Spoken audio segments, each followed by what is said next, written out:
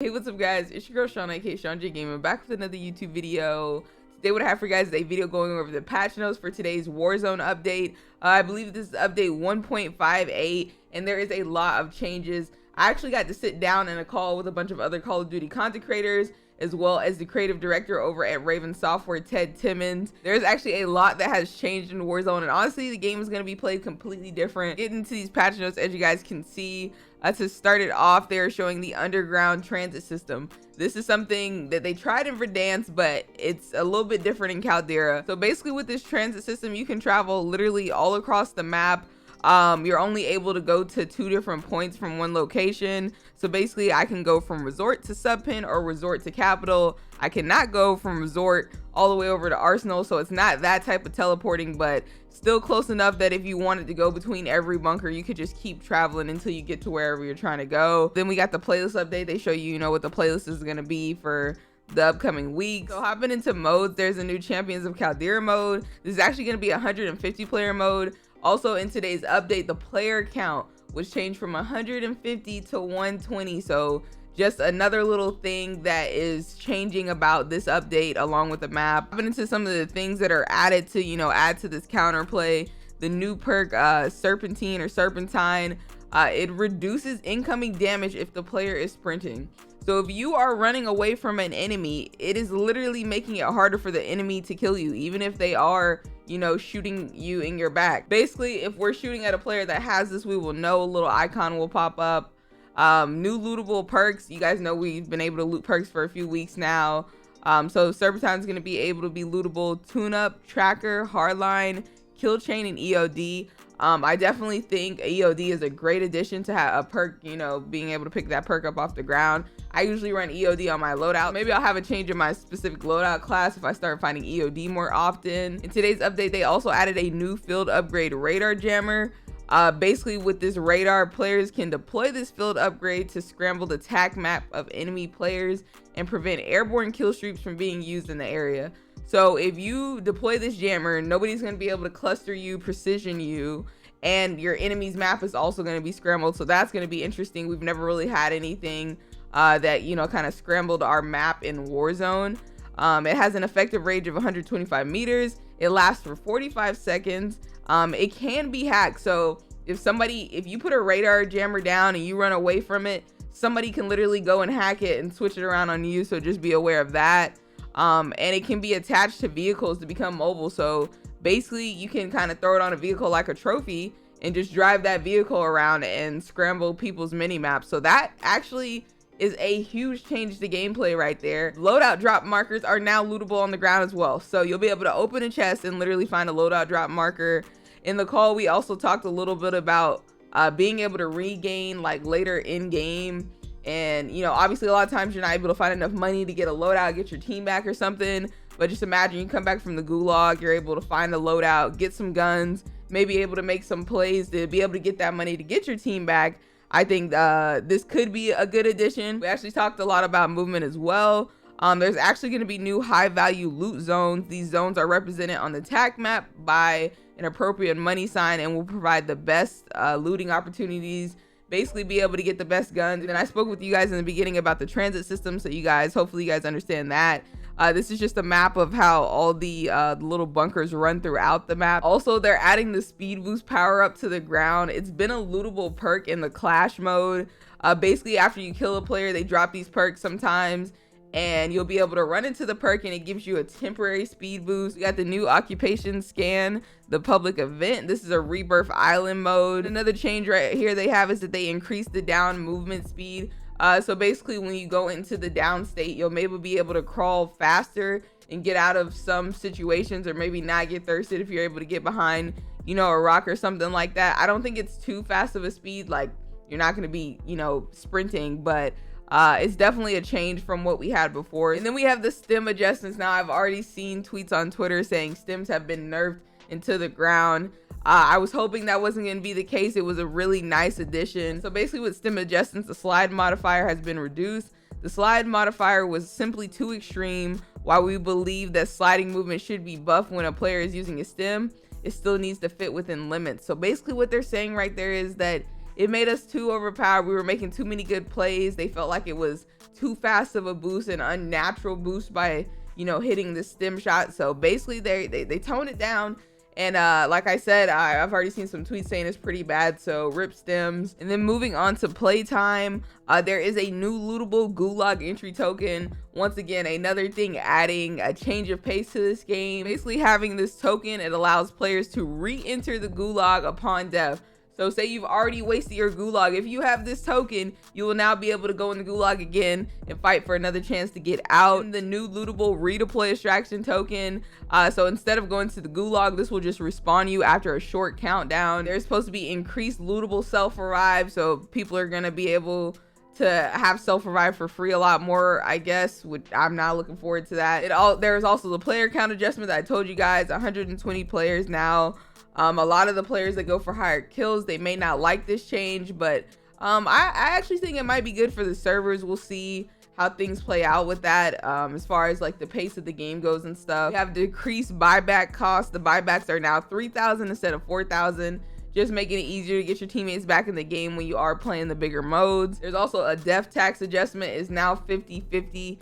So say you go into the Gulag with $10,000, you win your Gulag, you're gonna come back with $5,000. I think that is a good addition, because a lot of times I die with a lot of money, so it'd be nice to come back with at least half of it. You know, I'm just thinking about me and being able to regain in certain situations.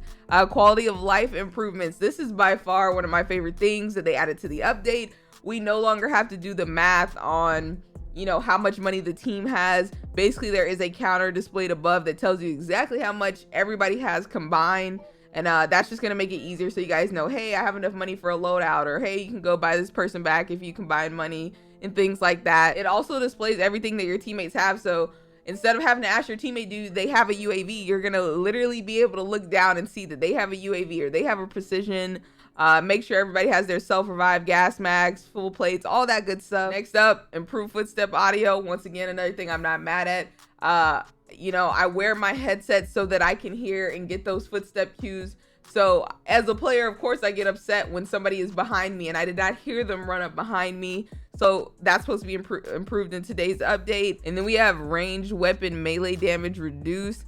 Gun bunting now requires 4 successful hits instead of 3. So a lot of times people land and they try to, you know, get those kills by just hitting somebody with the bottom of their gun. It's now going to take an extra hit, which you'll probably die in that extra hit. So hopefully this saves people from getting out of sticky situations just because they hit their melee button faster. Then we have slide camera lock. It basically said that they addressed the camera angle when sliding. So now basically if you try to slide down a staircase, your camera won't be locked and you'll actually be able to have that full range of movement while sliding down the staircase. And this is a change to the Killstreak banner that pops up. It lets you know that, hey, enemy precision is incoming.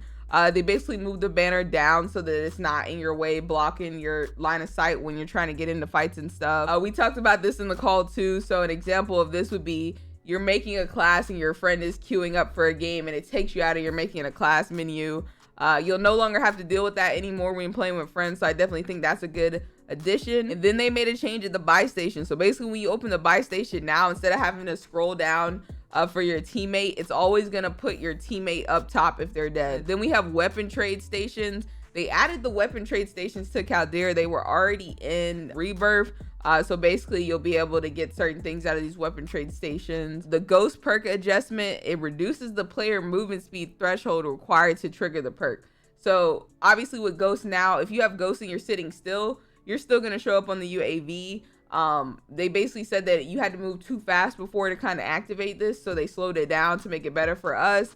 So ghosts may be feeling a little better after this update. Then we have the spawn protection value adjustment. Basically when you spawn in, you'll be taking less damage because you just spawned back in. People will still probably be able to beam you out the sky, but this is supposed to give you a better, you know, fighting chance. They decreased the health, they decreased the turret damage. That turret on that truck was overpowered and the truck took way too long to kill. So this is a change that I am all here for. And then some other changes we have for lethals. They decreased the frag grenade damage. Wow, I love using frags. This might make frag plays a little bit less relevant. We'll see how that plays out, but they decreased the damage on that. They also decreased the damage on the throwing knife by 20%. They decreased the claymore damage by 20%, proximity mine by 24.5, and the simtex by 5%. So it'll be interesting to see how, you know, nades and different lethals play out now since they've been nerfed basically. So then after that, they have the bug fixes. I'll just go ahead and put this right here if you guys want to pause and read all of those. It's just a bunch of different little changes. I am excited to see that they are now offering the 120 hertz for Xbox.